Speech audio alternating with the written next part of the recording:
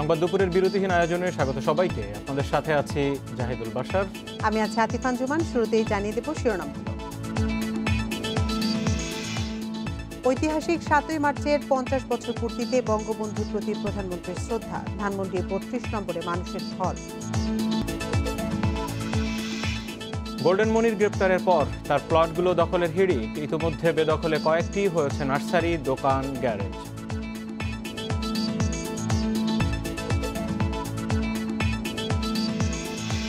শিক্ষিত নারীর বেকারত্বের হার পুরুষের চেয়ে অনেক বেশি। কাঠামোর অভাবে পিছিয়ে থাকা বলছেন বিশেষজ্ঞরা।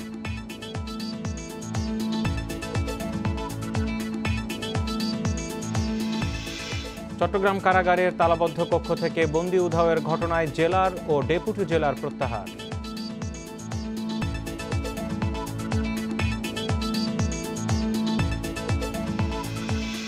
এবং কুড়িগ্রামের সাবেক ডিসি বিরুদ্ধে সাংবাদিক নির্যাতনের মামলা চলবে। স্থগিতের আবেদন আপিল বিভাগে খারিজ।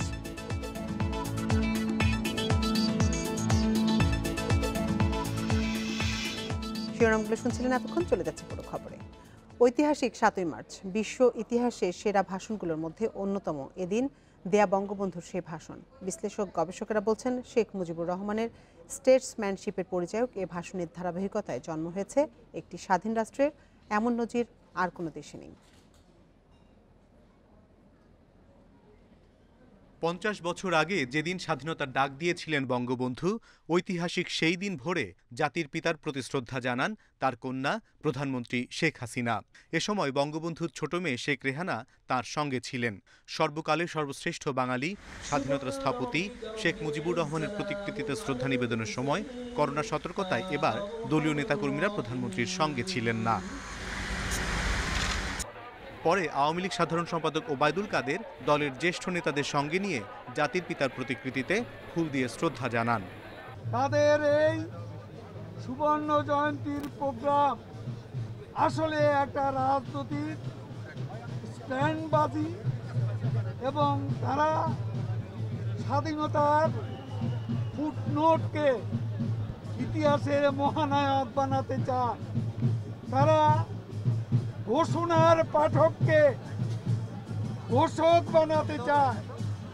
ঘোষক আর ঘোষণার পাঠক এক বিষয় না। এ সময় তিনি স্বাধীনতা বিরোধীদের পরাজিত করতে মুক্তিযুদ্ধের পক্ষ শক্তিকে ঐক্যবদ্ধ হতে আহ্বান জানান।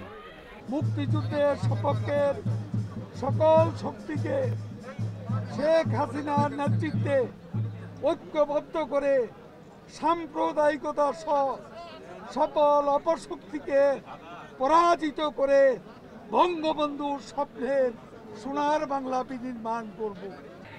রাষ্ট্রীয় আনুষ্ঠানিকতার পর নিরাপত্তার কড়াকড়ি শিথিল হলে আওয়ামী লীগের সহযোগী সংগঠন সহ বিভিন্ন রাজনৈতিক দল ও সামাজিক সাংস্কৃতিক সংগঠনের নেতারা শ্রদ্ধা জানান মুক্তিযুদ্ধের মহানায়ককে। অনিমেষ কর, ইন্ডিপেন্ডেন্ট নিউজ, ঢাকা। ঐতিহাসিক ৭ই মার্চ বিশ্ব ইতিহাসের সেরা ভাষণগুলোর মধ্যে অন্যতম। এদিন দেয় বঙ্গবন্ধুর সেই ভাষণ। বিশ্লেষক গবেষকেরা বলছেন, শেখ মুজিবুর রহমানের স্টেটম্যানশিপের পরিচায়ক এ ভাষণের ধারাবাহিকতায় জন্ম হয়েছে একটি স্বাধীন রাষ্ট্রের। এমন নজির আর কোনো দেশে নেই।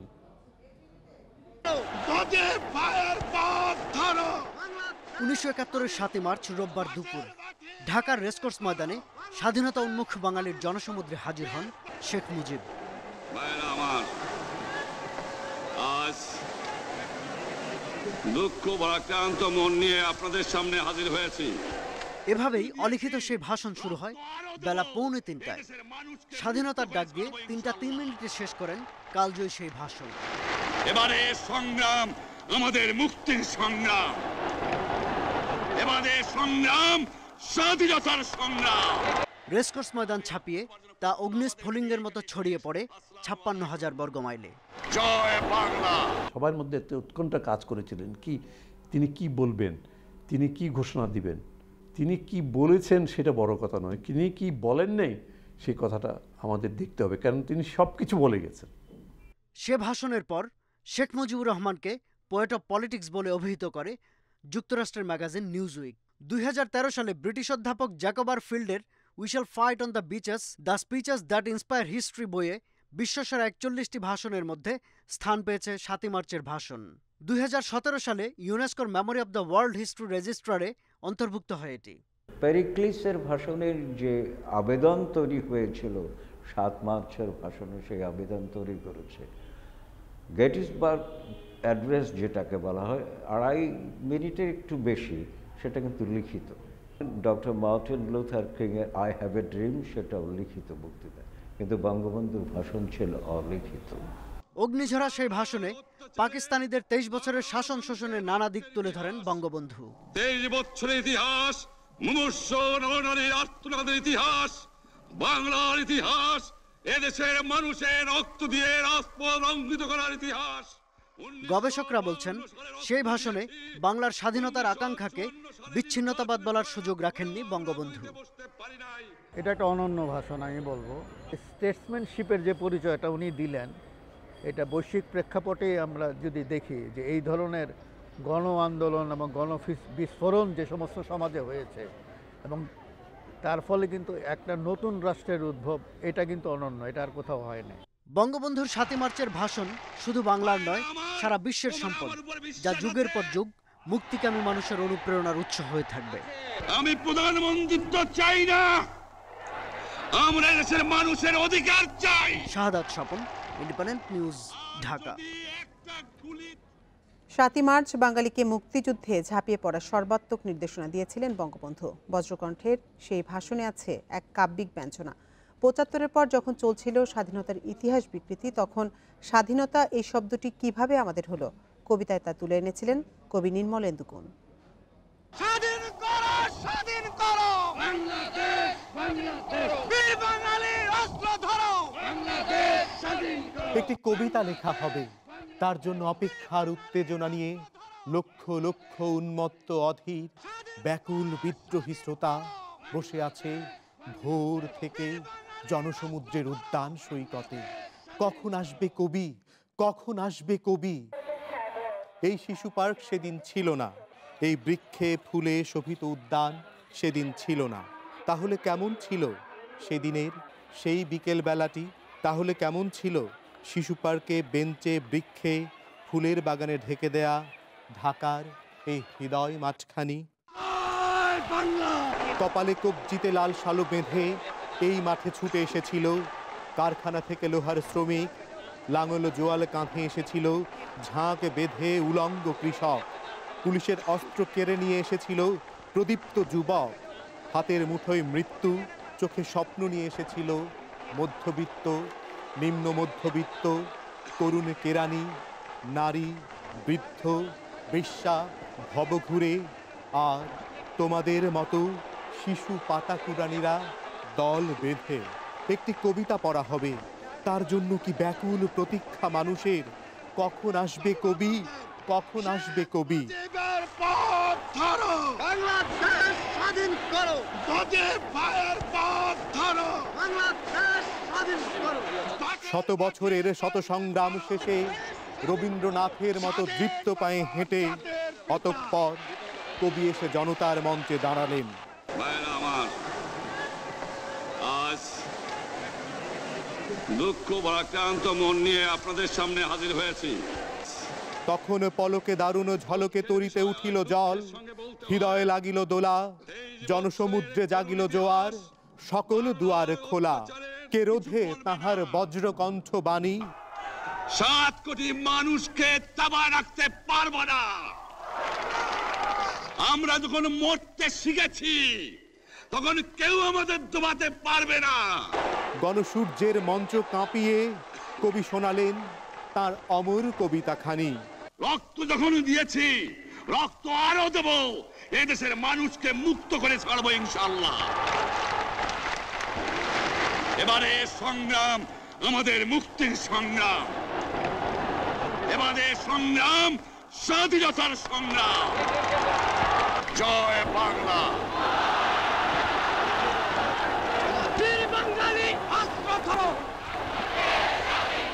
সেই থেকে স্বাধীনতা শব্দটি আমাদের।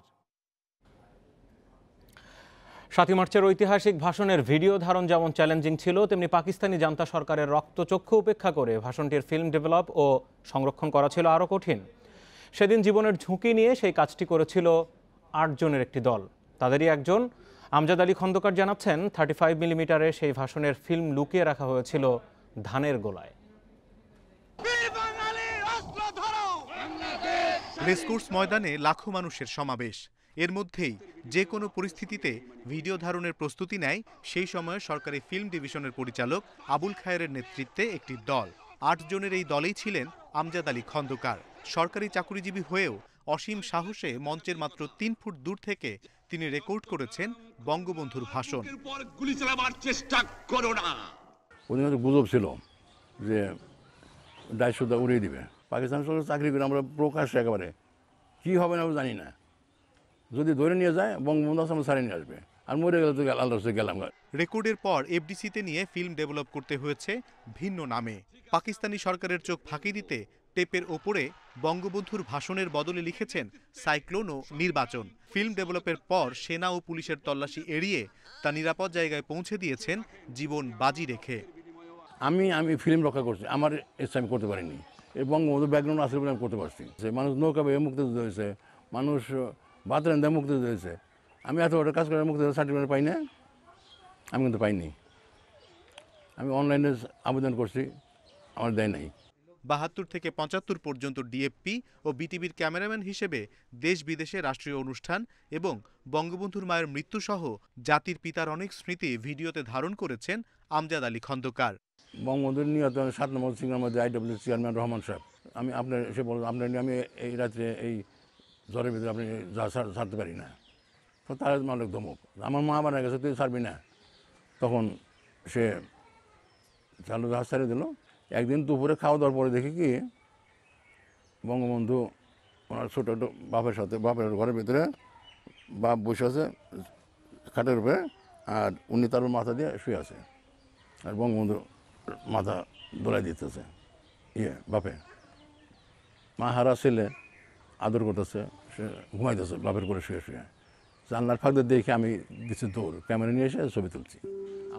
অকুতভয় এই ক্যামেরা যোদ্ধা জীবন সায়ান্নে এসেও পাননি কোনো রাষ্ট্রীয় স্বীকৃতি। বঙ্গবন্ধু কন্যার সঙ্গে দেখা করে জানাতে চান তার অভিজ্ঞতার কথা। অনিমেষ কর, ইন্ডিপেন্ডেন্ট নিউজ, ঢাকা। বাংলাদেশে নিয়ে বিশ্বের দৃষ্টিভঙ্গি পাল্টাতে কাজ করতে হবে বলেও মন্তব্য করেছেন পররাষ্ট্রমন্ত্রী এ কে আব্দুল মোমেন। তিনি বলেন, বাংলাদেশ এখন আর তলাবিহীন ঝুড়ি নয়, বাংলাদেশ এখন সমৃদ্ধ। রোববার ফরেন সার্ভিস একাডেমিতে ঐতিহাসিক 7ই মার্চ উপলক্ষে এক সেমিনারে তিনি একথা বলেন।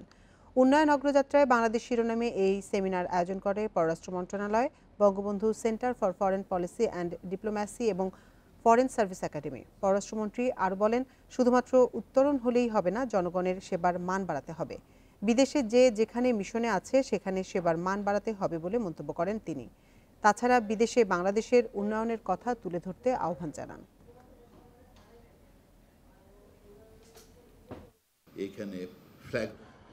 অবৈধ স্বর্ণের ব্যবসা করায় গোল্ডেন মনির নামে পরিচিতি পেয়েছিলেন মনির হোসেন। নামে বেনামে হয়েছে 2 শতাধিক প্লটের মালিক, কিন্তু থাকছে না এসব সম্পদ। দুর্নীতির অভিযোগে গ্রেপ্তার হবার পরেই যেভাবে পারছে দখল করছে এসব প্লট। ইন্ডিপেন্ডেন্ট টেলিভিশনের অনুসন্ধানে পাওয়া গেছে এমন বেশ কয়েকটি বেদখল প্লটের খোঁজ। রাজধানীর বাড্ডা ডিআইটি প্রজেক্টের 41 নম্বর প্লটে গড়ে উঠেছে দৃষ্টিনন্দন ফুল ফলের নার্সারি। এটি আসলে গোল্ডেন মনিরের একটি প্লট। মনির গ্রেপ্তারের পর অনুমতির তোয়াক্কা না করে এক ব্যক্তি প্লটের দখল নিয়ে শুরু করেছে নার্সারি ব্যবসা।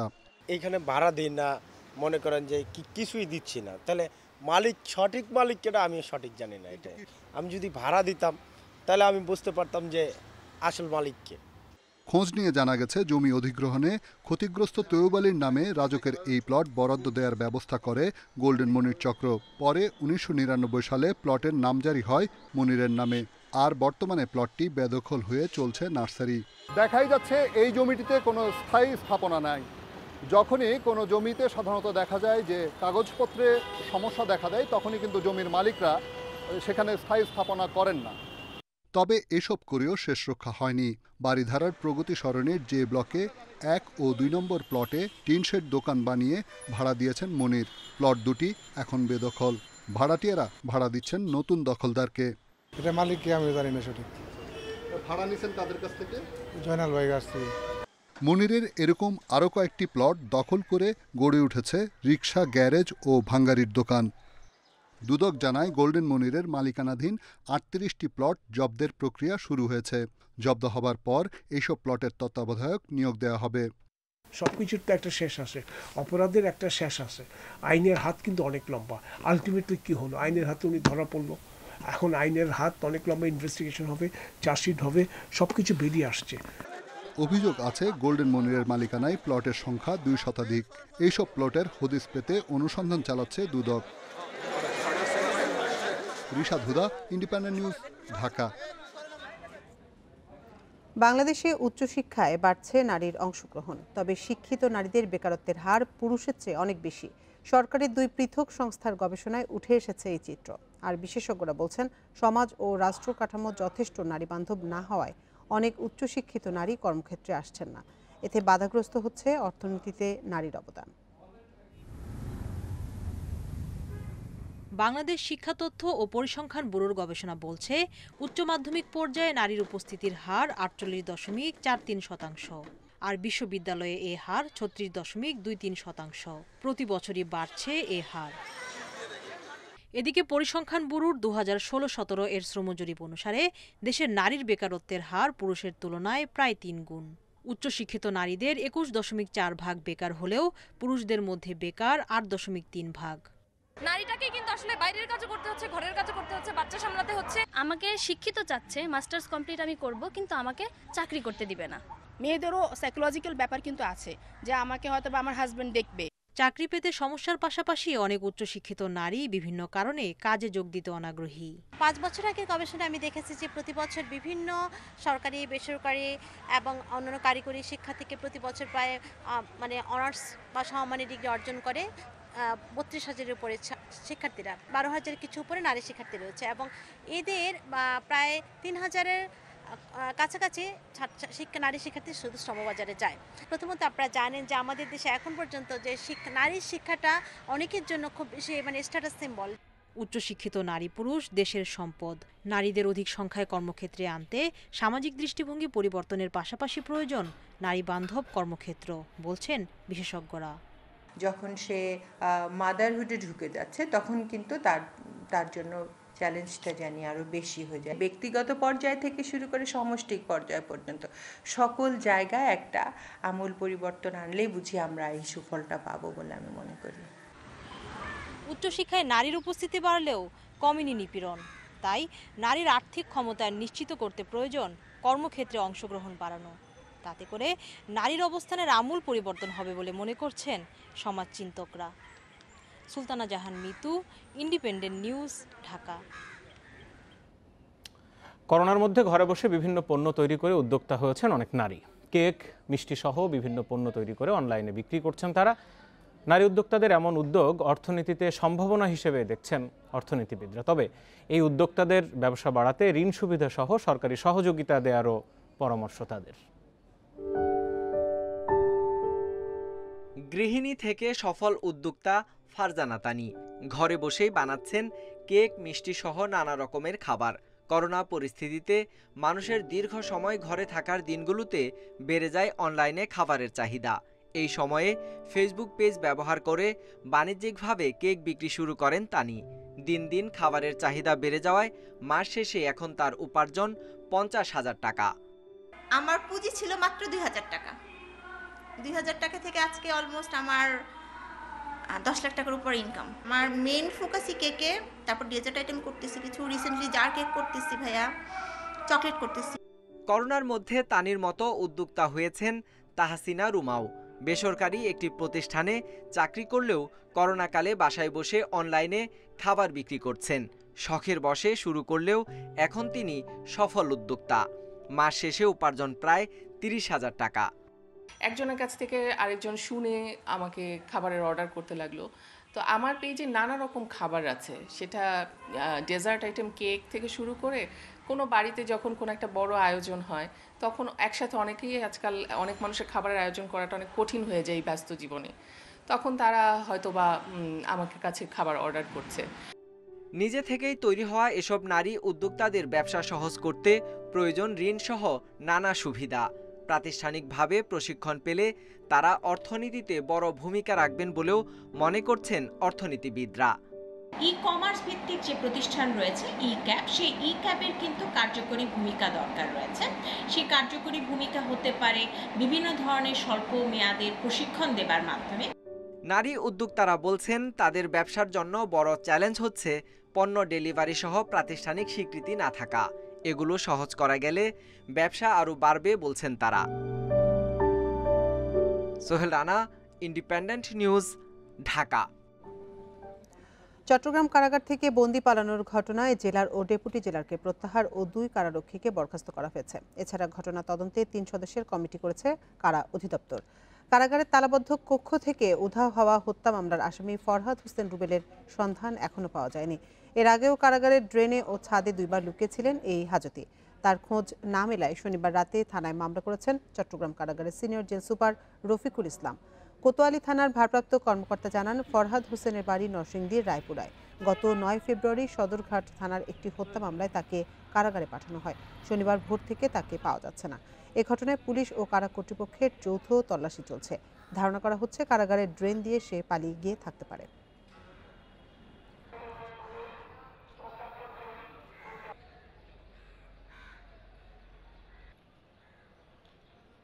কারাগারে কয়েকদিন নিখোঁজের ঘটনায় আমরা ভিতরে খোঁজ নিয়েছি। তাকে না পাওয়ার কারণে নিয়মিত মামলা রুজু হয়েছে। জেল সুপার বাদী হয়ে অভিযোগ দায়েরের প্রেক্ষিতে আমরা মামলা রুজু করেছি।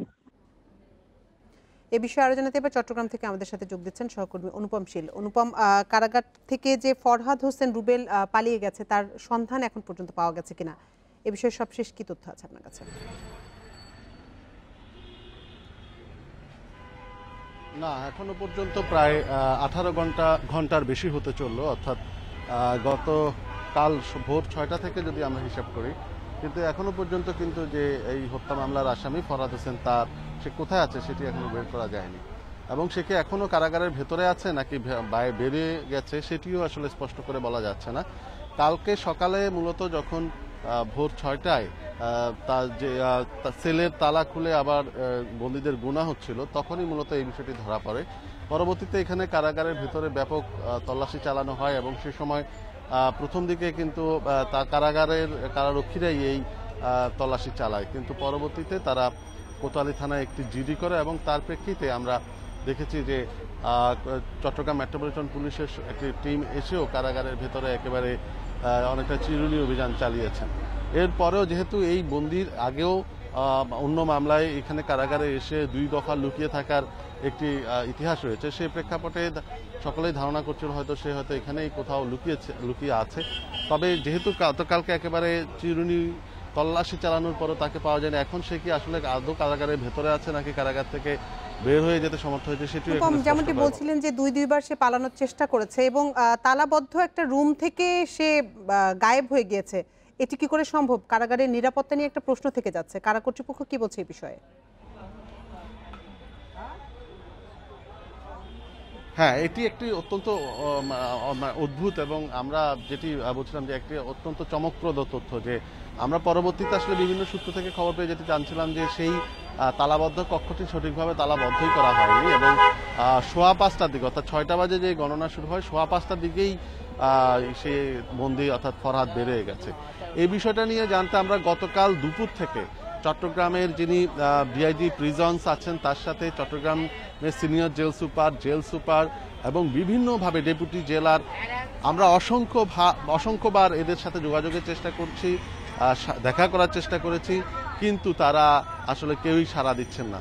অর্থাৎ এখানে কারা কর্তৃপক্ষ নিজেরা অভ্যন্তরে কি ধরনের এই বন্দীকে উদ্ধার করার জন্য বা আবার ধরার জন্য কি ধরনের তৎপরতা চালাচ্ছেন সেটিও এখন স্পষ্ট করে বলা যাচ্ছে না, নিশ্চিত করে বলা যাচ্ছে না। আমরা বিভিন্ন আলাদা আলাদা সূত্র থেকে এই তথ্যগুলো জোগাড়ের চেষ্টা করছি। আমি ঢাকায়ও বিভিন্ন কারা অধিদপ্তরের বিভিন্ন কর্মকর্তাদের সাথে যোগাযোগ করেছিলাম, তারাও আসলে এই বিষয়টি জানেন। আর সর্বশেষ একটি তথ্য জানিয়ে রাখতে চাই যে এই ঘটনাটি তদন্তে ইতিমধ্যে খুলনার ডিআইজি প্রিজনস সগির মিয়াকে প্রধান করে 3 সদস্যের একটি কমিটি গঠন করা হয়েছে। সেখানে ব্রাহ্মণবাড়িয়া জেল সুপার এবং বান্দরবানের জেলারকেও সদস্য রাখা হয়েছে। তো এখন আসলে স্পষ্ট করে বলা যাচ্ছে না এই বন্দি ফরহাদ কি কারাগারে এখনো ভিতরে আছে নাকি সে কোনো না কোনোভাবে ভেতর থেকে বেরিয়ে গেছে। চট্টগ্রাম থেকে জানাচ্ছিলেন সহকর্মী অনুপম শীল।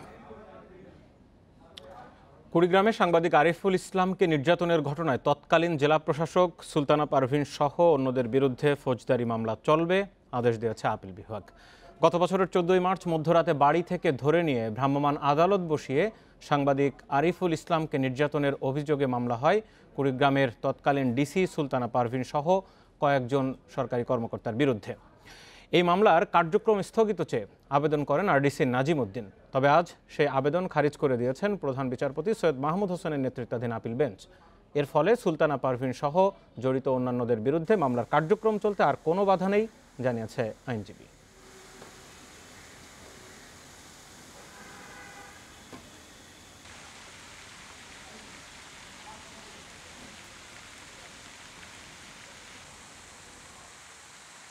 $3000 কোটি টাকার সরিয়া ভিত্তিক সুকুক বন্ড আনতে সিটি ক্যাপিটাল রিসোর্সের সাথে চুক্তি করেছে বেক্সিমকো লিমিটেড। রোববার ধানমন্ডিতে বেক্সিমকো কর্পোরেট হেডকোয়ার্টারের বন্ডের issue manager city bank capital রিসোর্সের সাথে এই চুক্তি সই হয়। নিয়ন্ত্রক সংস্থা বিএসইসির অনুমোদন পেলে এই বন্ডের নাম হবে বেক্সিমকো সুকুক আল ইস্তিসনা। বেক্সিমকো জানিয়েছে সুকুকের ফেস ভ্যালু হবে 100 টাকা। একজন বিনিয়োগকারীকে কমপক্ষে 50টি সুকুক কিনতে হবে। 5 বছর মেয়াদী এই বন্ড দেশের 2 স্টক এক্সচেঞ্জেও তালিকাভুক্ত হবে। এর সর্বনিম্ন মুনাফা হবে বছরে 9%। এর সঙ্গে যোগ হবে মার্জিন। এই বন্ড থেকে সংগ্রহ করা অর্থ বেক্সিমকোর সাবসিডিয়ারি 2 সৌর বিদ্যুৎ কেন্দ্র তিস্তা সোলার এবং করতোয়া সোলারের নির্মাণ কাজে ব্যয় করা হবে। পাশাপাশি বেক্সিমকোর বস্ত্র খাতের ব্যবসা সম্প্রসারণ করা হবে এই তহবিলের টাকায়।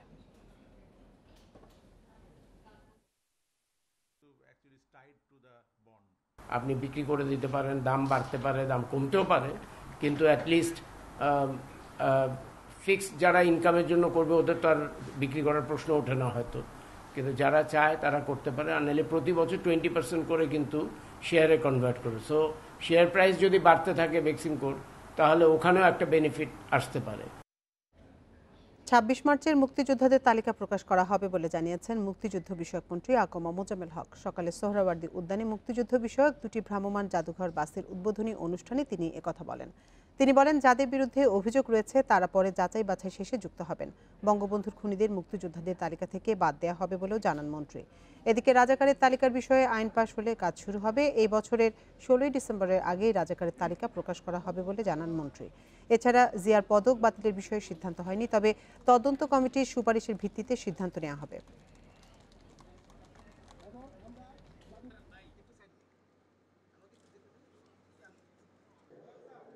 যাদের সম্পর্কে কোনো অভিযোগ আছে পাওয়া যাবে, সেগুলো তদন্তের পর যদি সেগুলো তদন্তে দেখা যায় তারা প্রকৃত মুক্তিযোদ্ধা, পরে তারা সংযোজিত হবেন। আর যদি দেখা যায় যে তারা সঠিক মুক্তিযোদ্ধা ছিলেন না, তাহলে খসড়া তালিকা থেকে বাদ করবেন। আজকে ইনশাল্লাহ 26শে মার্চ আমরা মুক্তিযোদ্ধাদের তালিকা প্রাথমিকভাবে প্রকাশ করছি। সিলেট এমসি কলেজ ছাত্রাবাসে গৃহবধূ ধর্ষণ মামলা নারী ও শিশু নির্যাতন দমন ট্রাইব্যুনাল থেকে দ্রুত বিচার ট্রাইব্যুনালে স্থানান্তর হয়েছে। এতে আজ সাক্ষ্য গ্রহণের দিন ধার্য থাকলে তা হয়নি। বাদীপক্ষের আইনজীবী জানিয়েছেন, সকালে নারী ও শিশু নির্যাতন দমন ট্রাইব্যুনাল আদালতে শুনানি শেষে মামলাটি দ্রুত বিচার ট্রাইব্যুনালে স্থানান্তর করা হয়। গেল 7 ফেব্রুয়ারি বাদীপক্ষের আবেদনের প্রেক্ষিতে এই ঘটনায় দায়েরকৃত ধর্ষণ ও ছিনতাই মামলার বিচার কাজ একই আদালতে শেষ করার নির্দেশ দেয় হাইকোর্ট। উচ্চ আদালতের এই নির্দেশের পর এই রায় আসে। এরই মধ্যে এই মামলার নথিপত্র স্বরাষ্ট্র মন্ত্রণালয়ে পাঠানো হয়েছে। গেজেট প্রকাশের পর শুরু হবে পরবর্তী কার্যক্রম। গত বছরের 25 সেপ্টেম্বর এমসি কলেজে স্বামীর সঙ্গে বেড়াতে গিয়ে ধর্ষণের শিকার হন এক গৃহবধূ। এই মামলায় 49 জনকে সাক্ষী করা হয়েছে।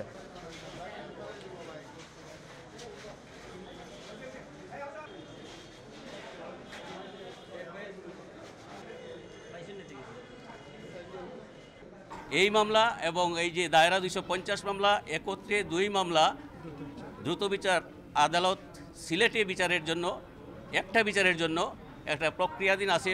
স্বরাষ্ট্র মন্ত্রণালয়ের একটা আদেশ রেজুলেশন এবং একটা গেজেট হবে। গেজেটটা হওয়ার পরেই এটার কার্যকারিতা শুরু হয়ে যাবে। বাংলাদেশ পল্লী বিদ্যুতায়ন বোর্ড আরইবি এবং পল্লী বিদ্যুৎ সমিতির কর্মীরা ট্রেড ইউনিয়ন করতে পারবে না বলে রায় দিয়েছে হাইকোর্ট। বিচারপতি জুবাইর রহমান চৌধুরী ও বিচারপতি জিনা তারার বেঞ্চ এ রায় দেন। রায়ে আদালত বলেন, ট্রেড ইউনিয়ন করতে কর্মচারীদের যে ধরন ও সংস্থার যে লাভজনক বৈশিষ্ট্য থাকতে হয় আর ইবি ও পল্লিত বিদ্যুৎ সমিতি সে সংজ্ঞায় পড়ে না। রাষ্ট্রীয় ভর্তুকিতে চলা প্রতিষ্ঠানের কর্মচারীরা ট্রেড ইউনিয়নে জড়ালে বিদ্যুতায়ন সংক্রান্ত সরকারের ম্যান্ডেট বাধাগ্রস্ত হতে পারে বলে মন্তব্য করেছে হাইকোর্ট। ট্রেড ইউনিয়ন করার নির্দেশনা চেয়ে সমিতির কর্মচারীরা 2014 সালে রিট হয়। পরে রুল দেয় হাইকোর্ট। সেই রুল নিষ্পত্তি করে এ রায় দেয় হাইকোর্ট।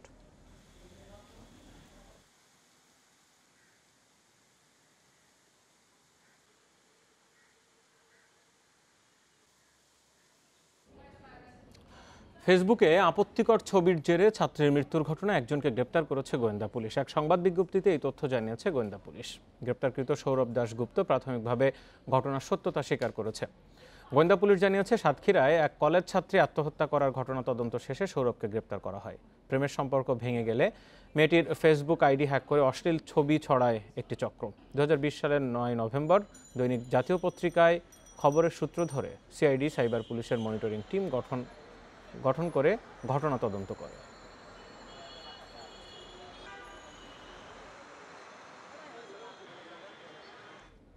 মাগুরায় আগুনে পুড়িয়ে হত্যার ঘটনায় নিহত ব্যক্তির পরিচয় উদ্ধার করেছে পুলিশ। সকালে সংবাদ সম্মেলন করে নিহতের পরিচয় প্রকাশের পাশাপাশি হত্যাকাণ্ডে জড়িতদের সম্পর্কে জানান পুলিশ সুপার জহিরুল ইসলাম। তিনি জানান, নিহত ব্যক্তির নাম এসকেন মোল্লা। তার বাড়ি ঝিনাইদহের হাট গোপালপুর বেরবাড়ি গ্রামে। 28 ফেব্রুয়ারি রাতে মাগুরার দরিয়াপুর গ্রামের শ্মশান ঘাট এলাকায় জুয়া খেলছিলেন এসকেন মোল্লা। খেলায় অর্থ জিতে যাওয়ায় তাকে গলা টিপে হত্যা করে তার সঙ্গীরা। এরপর মরদেহ গুম করতে পুড়িয়ে দেওয়া হয়। এ ঘটনায় পরদিন মরদেহ উদ্ধার ও পুলিশের পাশাপাশি তদন্ত শুরু করে সিআইডি এবং পিবিআই। হত্যাকাণ্ডে জড়িতদের মধ্যে মিনহাজ মোল্লা মিরাজ, আনসার উদ্দিন বিশ্বাস ও শহর আলী নামের 3 জনকে আটক করা হয়েছে।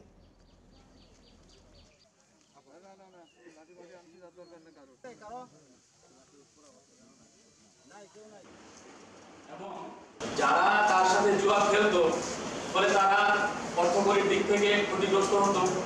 দীর্ঘদিন এভাবে চলার পরে তাদের মনের মধ্যে একটা ক্ষোভ জানা বাঁধে যে এসকে মোল্লা সবসময় জুয়া খেলে হারিয়ে দিয়ে আমাদের টাকা পয়সা সব পেয়ে যায়। এই দফায় আমরা ওকে আর টাকা পয়সা নিয়ে ফিরে যেতে দিব না। জয়পুরহাটে হঠাৎ বেড়েছে ডায়রিয়ার প্রকোপ। গত 1 মাসে আক্রান্ত হয়েছে অন্তত 2000 রোগী, যাদের বেশিরভাগই শিশু। এখনও প্রতিদিন হাসপাতালে ভর্তি হচ্ছে গড়ে 60 থেকে 70 রোগী। আবহাওয়া পরিবর্তনের কারণ উল্লেখ করে নানা পরামর্শ দিচ্ছেন চিকিৎসকরা। জয়পুরহাট সদর হাসপাতালের দৃশ্য এটি। এদের সবাই ডায়রিয়ায় আক্রান্ত। শয্যার চেয়ে আক্রান্তের সংখ্যা বেড়ে যাওয়ায় তিল ধারণের ঠাঁই নেই কোথাও। শুধু আধুনিক হাসপাতাল নয়, একই অবস্থা বিভিন্ন উপজেলা স্বাস্থ্য কমপ্লেক্সেরও। আক্রান্তদের বেশিরভাগই শিশু। আমার আম্মার ডায়রিয়া, আজকে ভর্তি হলাম। বর্তমানে ভালো চিকিৎসা। ছেলেটার ডায়রিয়া হয়েছে আজ 15 দিন ধরে। বিরামপুর 7 দিন থাকার পরে এই জায়গায় শুনলাম যে জয়পুরহাটের চিকিৎসা ভালো, এই জন্য এই জায়গায় আনছে। প্রতিনিয়ত বিভিন্ন জায়গা থেকে পেশেন্ট রোগী আসতেছে এবং তাদের আমরা সার্বক্ষণিক সেবা দেওয়ার চেষ্টা করতেছি। হঠাৎ রোগীর চাপ বেড়ে যাওয়ায় সেবা দিতে হিমশিম খেতে হচ্ছে হাসপাতাল কর্তৃপক্ষকে। পরিস্থিতি নিয়ন্ত্রণে সাধ্যমতো সেবা দেওয়ার কথা জানিয়েছেন চিকিৎসকরা। গত 1 সপ্তাহে মোট 500 জন রোগী ভর্তি হয়েছে এবং গত 1 মাসে আমাদের প্রায় 2000-এর মতো রোগী ভর্তি হয়েছে এবং সকল রোগীর আমরা চিকিৎসা দিয়েছি। গত 2 সপ্তাহ ধরে আবহাওয়া পরিবর্তনের কারণে দিনের বেলায় গরম আর রাতে শীত অনুভূত হচ্ছে। পাশাপাশি অপরিচ্ছন্নতার কারণে রোটা ভাইরাসের প্রাদুর্ভাব বেড়েছে বলে জানান চিকিৎসকরা। আমরা এটাকে মনে করতেছি আবহাওয়া পরিবর্তনের কারণে, মেইনলি রোটা ভাইরাস থেকে এটা হয়। ভাইরাস ইকোলাই, স্টেরিশিয়া কোলাই এই জাতীয় জীবাণু থেকে হয় আর কি। আর সাধারণত খাদ্যাভ্যাস পরিবর্তন, খাদ্য ঠিকমতো গ্রহণ না করা, পানি কম খাওয়া, এই সমস্ত কারণেও ইনডাইজেশন হয়, সেক্ষেত্রে ডায়রিয়া।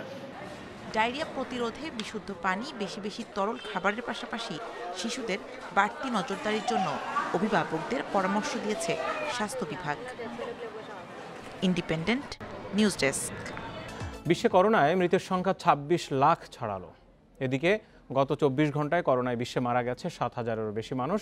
নতুন 4 লাখের বেশি শনাক্ত নিয়ে মোট সংক্রমিতের সংখ্যা 11,70,00,000-এরও বেশি। করোনায় প্রতিদিনই বেড়ে চলেছে শনাক্ত মৃত্যুর মিছিল।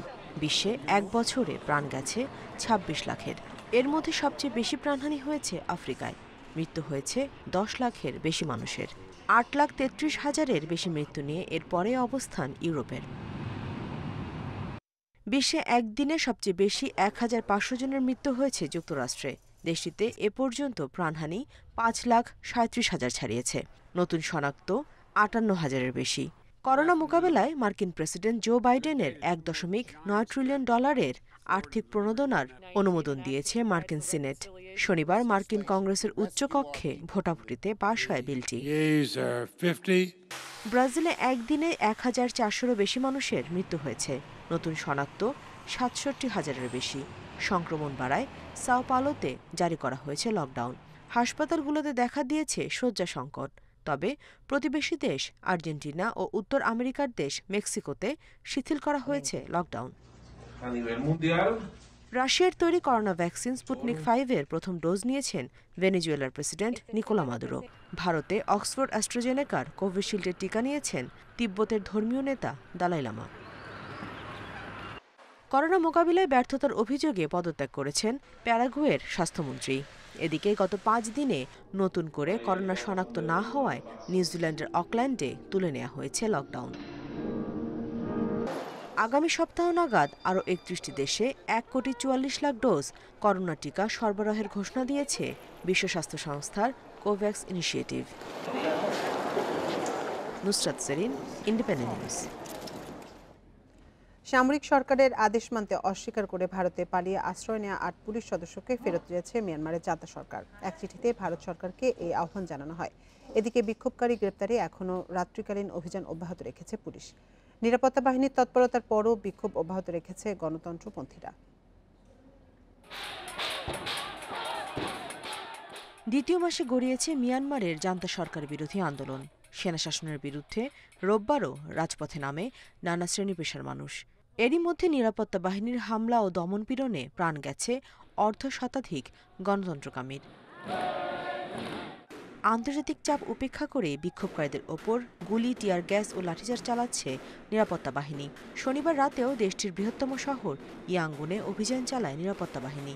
স্বজনদের বরাত দিয়ে রয়টার্স জানিয়েছে, গ্রেফতার হওয়া অনেকেই জানেন না ঠিক কী কারণে তারা আটক হয়েছেন। এদিকে মিয়ানমার থেকে ভারতের মিজোরাম রাজ্যে আশ্রয় নেয়া পুলিশ সদস্যদের ফেরত চেয়ে চিঠি দিয়েছে মিয়ানমারের জান্তা সরকার। দেশটির ডেপুটি কমিশনার মারিয়া সিটি জুয়ালি জানান, এখন ভারতের স্বরাষ্ট্র মন্ত্রণালয়ের নির্দেশনার অপেক্ষায় রয়েছেন তারা। বন্ধুত্বপূর্ণ সম্পর্ক বজায় রাখতে ভারত তাদের সহায়তা করবে বলে আশা প্রকাশ করেন তিনি। চিঠিতে ৮ পুলিশ সদস্যের বিস্তারিত তথ্য দেওয়া হয়েছে। তাদের সবার বয়স ২২ থেকে ২৫ বছরের মধ্যে। এর মধ্যে একজন নারী কর্মকর্তাও আছেন। এর আগে মিয়ানমারের পুলিশ আইন অমান্য করে আন্দোলনে যোগ দিচ্ছে। সামাজিক যোগাযোগ মাধ্যমে এমন তথ্য পাওয়া গেলেও পুলিশের দেশ ছেড়ে পালানোর ঘটনা এই প্রথম। Nusrat Serin, Independent News. পশ্চিমবঙ্গে আজ ব্রিগেড সমাবেশ করবে বিজেপি। স্থানীয় সময় দুপুর ২টায় শুরু হচ্ছে সমাবেশ। উপস্থিত থাকবেন প্রধানমন্ত্রী নরেন্দ্র মোদী। এছাড়াও সমাবেশে উপস্থিত থাকবেন জনপ্রিয় অভিনেতা মিঠুন চক্রবর্তী। একসময় তৃণমূল কংগ্রেস থেকে বিধানসভায় নির্বাচিত হয়েছিলেন তিনি। এদিকে পশ্চিমবঙ্গের বিধানসভা নির্বাচনে প্রথম ২ দফার প্রার্থী তালিকা প্রকাশ করেছে বিজেপি। সংবাদ সম্মেলনে জানানো হয়, নন্দীগ্রামে মমতা ব্যানার্জির বিরুদ্ধে লড়বেন শুভেন্দু অধিকারী। ৫৭ আসনের প্রার্থী তালিকায় মেদিনীপুর থেকে বিজেপির প্রার্থী সমিত দাস, বিনপুর থেকে পালন সরেন।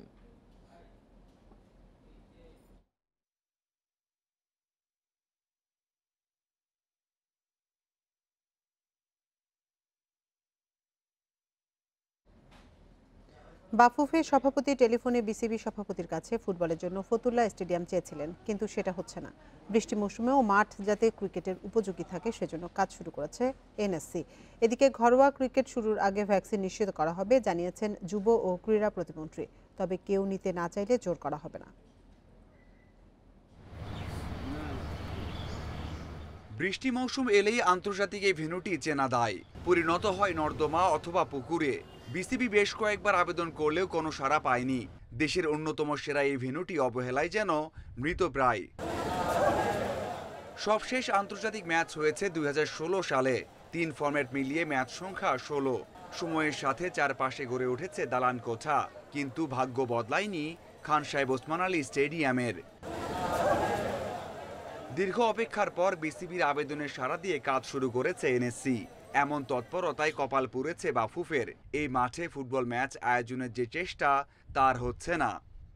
ফতুল্লা আমরা এখন আপাতত যেহেতু আমরা ক্রিকেটকে দিয়েছি, এখন আপাতত ক্রিকেটই আছে। যদি এটা কোনো পরিবর্তন করা প্রয়োজন মনে করি তাহলে অবশ্যই ক্রিকেট বোর্ডের সাথে কথা বলে তারপর ঠিক করতে হবে। ঠিকমতো ড্রেনেজ ব্যবস্থা না থাকার কারণে আশেপাশে বাড়িঘর সব উঁচু হয়ে যাওয়ার কারণে এখানে কিন্তু খুব সমস্যা হচ্ছে। তো এটি আমরা বুয়েটকে দিয়ে ইতিমধ্যে একটা কিন্তু ফিজিবিলিটি স্টাডি করছি যে কিভাবে এটার সমাধান আমরা করতে পারি। 22 মার্চ শুরু হচ্ছে এনসিএল। বিসিবি তালিকা পাঠালেও এখনও ঠিক হয়নি কবে ভ্যাকসিন দেওয়া হবে ক্রিকেটারদের। জাতীয় দলের মতো ঘরোয়াতেও কাউকে বাধ্য করা হবে না। কাউকে জোর করব না, যারা আগ্রহী আছে নেওয়ার ক্ষেত্রে তারাই এটা নেবে। তবে আমার মনে হয় যে যদি আমরা সম্পূর্ণ টিকাগুলো জোগাড় করতে পারি তো সেক্ষেত্রে সকলেরই আসলে নেওয়া উচিত। ঘরোয়া অথবা আন্তর্জাতিক, গ্যালারিতে কবে ফিরবে দর্শক সেই সিদ্ধান্ত এখনই নিতে চাইছেন না যুব ক্রীড়া প্রতিমন্ত্রী। বলছেন পরিস্থিতির আরেকটু উন্নতি হলেই কেবল মাঠে ফিরতে পারবেন ভক্ত সমর্থকেরা। Mazharul Islam, independent news. European ফুটবলে একই রাতে দুটি বড় ডার্বি আজ। ইপিএলে রাত 10:30টায় ম্যানচেস্টার ডার্বিতে মুখোমুখি সিটি আর ইউনাইটেড, অন্যদিকে লা লিগায় আতলেতিকো মাদ্রিদের প্রতিপক্ষ রিয়াল। এই ম্যাচটি শুরু রাত 9:15টায়। ঐতিহ্যের লড়াইয়ে রিয়ালের সঙ্গে আতলেতিকোর যোজন যোজন ব্যবধান। মাদ্রিদ ডার্বিতে শেষ 20 বারের দেখায় রিয়াল যেখানে জিতেছে 10 বার, সেখানে আতলেতির জয় মাত্র 4টি, ফলে রেকর্ডও গ্যালাকটিকোদের পক্ষে। কিন্তু এ মৌসুমে চিত্র ভিন্ন। লিগের 2/3 পার হওয়ার পরও লা লিগায় শীর্ষস্থান সিমিওনের শিষ্যদের। এক ম্যাচ কম খেলে রিয়ালের চেয়ে 5 পয়েন্ট এগিয়ে আতলেতিকো। ডার্বিতে লস ব্লাঙ্কোরা জিতলে ব্যবধান কমবে, তবে বড় লাভ হবে দুয়ে থাকা বার্সার। গুরুত্বপূর্ণ ম্যাচে ব্যবধান গড়ে দিতে পারে করিম বেনজেমা। ফিট হয়ে স্কোয়াডে ফিরছেন চলতি লিগে রিয়ালের top scorer. Es un partido especial, como siempre es un derbi de Madrid. Madrid derby সবসময় বিশেষ, আর সামনের ম্যাচগুলো যখন ফাইনালের সমান গুরুত্ব পাচ্ছে তখন এর গুরুত্ব আরো বেশি। বেনজেমা ফেরায় আমরা উজ্জীবিত। Lo que sí es que estamos preparados para hacer este. Atletico Trump card Suarez. লিগে এখন পর্যন্ত এই স্ট্রাইকারের 16 গোল। ছন্দে আছেন ফেলিক্সও। চোটের কারণে কারবাহাল রামোস না থাকায় জিদানের দলে ডিফেন্সের নাজুক অবস্থা। তবে বড় কোনো চোট সমস্যা নেই আতলেতি শিবিরে। রিয়াল আমাদের মতো চ্যাম্পিয়ন হতে লড়ছে। দুই শীর্ষ দলের লড়াই সহজ হবে না। সহজাত খেলা ধরে রেখে 3টি পয়েন্ট নিতে চাই। ইপিএলেও মর্যাদার ডার্বি। ম্যান সিটির মাঠে গিয়ে জয় চায় ম্যানচেস্টার ইউনাইটেড। সেটা হলেও শুধু জমবে শিরোপার লড়াই, কারণ টেবিলে সিটি শীর্ষে আর ইউনাইটেড 3-এ। যদিও সেই 1 আর 3-এর পয়েন্টের ব্যবধান 14। শেষবার ওল্ড ট্রাফোর্ডে দু দলের লড়াই ফল গোলশূন্য ড্র। এবার তুমুল ছন্দে থাকা সিটিকে ঠেকানো কঠিন হবে ইউনাইটেডের জন্য। ফেরদৌস ইসলাম, ইন্ডিপেন্ডেন্ট নিউজ। গেল রাতে ইউরোপিয়ান ফুটবলে বড় দলগুলোর জয় জয়কার। লা লিগায় মেসি নৈপুণ্যে জিতেছে বার্সেলোনা, অন্যদিকে সেরিয়াতে রোনালদোর ইউভেন্টাসও জয় পেয়েছে। আর বুন্দেসলিগায় ছিল রোমাঞ্চকর লড়াই। লেভানডস্কির হ্যাটট্রিকে বরুসিয়া ডর্টমুন্ডকে 4-2 গোলে হারায় বায়ার্ন মিউনিখ। ছন্দে থাকা বার্সেলোনা ওসাসুনার মাঠে আধিপত্য নিয়ে জিতেছে। ব্লুগ্রানার জয়ে অধিনায়ক মেসির বড় অবদান। 2টি গোলই যে এসেছে আর্জেন্টাইন তারকার অ্যাসিস্টে। প্রথমার্ধে জর্দি আলবার গোলে 1-0 ব্যবধানে লিড বার্সার। রক্ষণাত্মক ফুটবল খেলে দ্বিতীয়ার্ধেও গোলপোস্ট সুরক্ষিত রাখে কোমেনের দল। শেষ দিকে ইলাইস পরিবার গোল জয়ের ব্যবধান বাড়ায়। চলতি লিগে প্রতিপক্ষের মাঠে টানা 8 জয় বার্সার। সেরিয়াতে ইউভেন্টাস লাৎসিও ম্যাচ জুড়ে ছিল আলভারো মোরাতার ঝলক। বিশ্রাম দিতে রোনালদোকে বেঞ্চে বসিয়ে রাখা হয়। CR7-এর অভাব বোধ করতে দেননি মোরাতা। নিজের জোড়া গোল করে রাবিওর গোলও অ্যাসিস্ট করেন এই স্প্যানিয়ার্ড। 70 মিনিটে মোরাতার বদলি হয়ে রোনালদো নামলেও ফলাফলে কোনো পরিবর্তন আসেনি। 3-1 ব্যবধানে জয় পায় তুরিনের ওল্ড লেডি। বুন্দেসলিগায় বায়ার্নের বিপক্ষে মাত্র 9 মিনিটেই জোড়া পূর্ণ করেন ডর্টমুন্ডের হালান্ড। 1977 সালের পর লিগেই প্রথম ঘরের মাঠে 10 মিনিটের মধ্যে 2-0 ব্যবধানে পিছিয়ে পড়ে বাভারিয়ানরা। তবে এরপর দুর্দান্তভাবে ঘুরে দাঁড়ায় বায়ার্ন। বিরতির আগে লেভানডস্কির জোড়ায় সমতায় ফেরে ফ্লিকের দল। ম্যাচের শেষ 3 মিনিটে বায়ার্ন ঝরে এলোমেলো ডর্টমুন্ড। এ সময় 2 গোল করে জয় ছিনিয়ে আনে জার্মান জায়ান্ট। হ্যাটট্রিক পূর্ণ করেন লেভানডস্কি। গোরেস্কাও নাম লেখান স্কোর শিটে। এদিকে জয়ের ধারা অব্যাহত রেখেছে পিএসজি। এমবাপের জোড়া গোলে ফ্রেঞ্চ কাপের রাউন্ড অফ 32-তে ব্রেস্টকে 3-0 ব্যবধানে হারিয়েছে লা পারিসিয়ানরা। ফেরদৌস ইসলাম, ইন্ডিপেন্ডেন্ট নিউজ। এই ছিল 1 ঘন্টা বিরতিহীন সংবাদ দুপুরের আজকের আয়োজন। এতক্ষণ সাথে থাকার জন্য ধন্যবাদ। ফেসবুক, ইউটিউব আর টুইটারে চোখ রাখুন, সংবাদের আরো বিস্তারিত।